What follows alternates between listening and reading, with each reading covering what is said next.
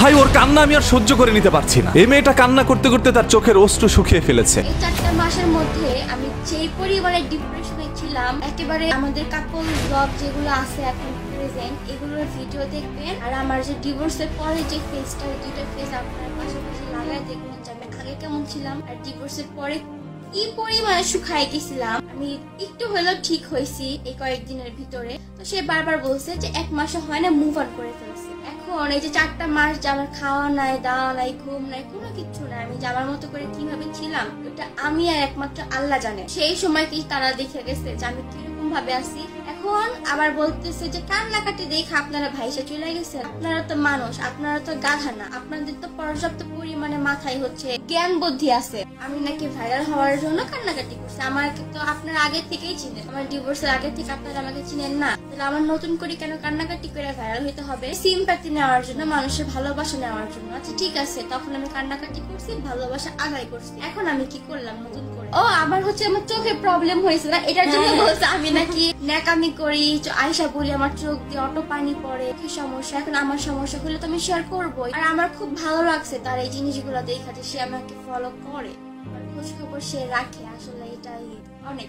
আবার টিকটকের মধ্যে দেখলাম লাইভে দেখাইছে আমার ভিডিওতে, আর আমি যে ডান্স করছি ওটা কিভাবে এরকম নাচতে পারে। এই হচ্ছে বলছে যে 1 মাসও হয় না ডিভোর্স হয়েছে, এই মেয়ে কিভাবে নাচতে পারে।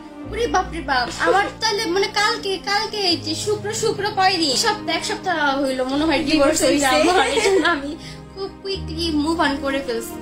যত যা ইচ্ছা করুক, আমারে যেভাবে পচাইতে পারে, আমার ভিডিও, আমার ছবি, আমার লিঙ্ক পুলিশরা ধরাবে, মামলা দিছে, আরো দিবে, যা ইচ্ছা করুক না কেন। তবে আপনাদের কাছে আমার হাম্বল রিকোয়েস্ট, আপনারা কেউ আমাকে ভুল বুঝেন না। আর এইগুলা মানে এআই দিয়া যে কি করা যায়, বড় বড় সেলিব্রিটিদেরকে উড়াই ফেলতেছে, তাদের কাছে আমি একটা পুঁটি মাছ, আমি কিছুই না। আর যাই হোক, যাই হইয়া যাক না কেন, আপনারা যেরকম ভাবে আমাকে ভালোবাসতেছেন, যেরকম ভাবে সাপোর্ট করতেছেন, আই হোপ আপনারা আমাকে সেম ভাবে ভালোবাসবেন, সাপোর্ট করবেন।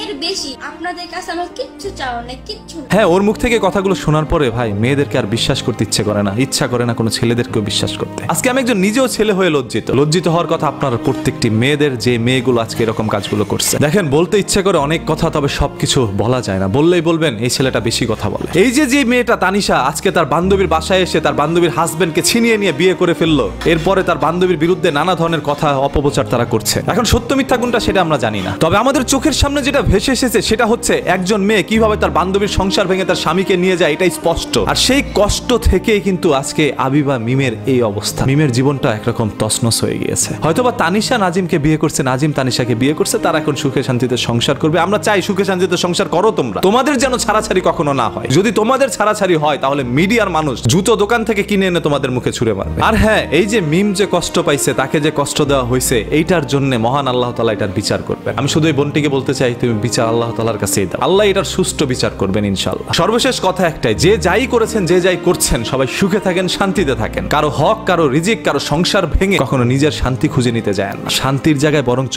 অশান্তি মিলতে পারে। এমন যেন না হয় আজকে মিম যে কান্নাটা করছে, এই কান্নাটা অন্যদিন নাজিম এবং তানিশারও করতে হয়। দোয়া করি ভাই বোন তোমরা সুখে থাকো, মিমের মতো কান্না যেন তোমাদের করতে না হয়।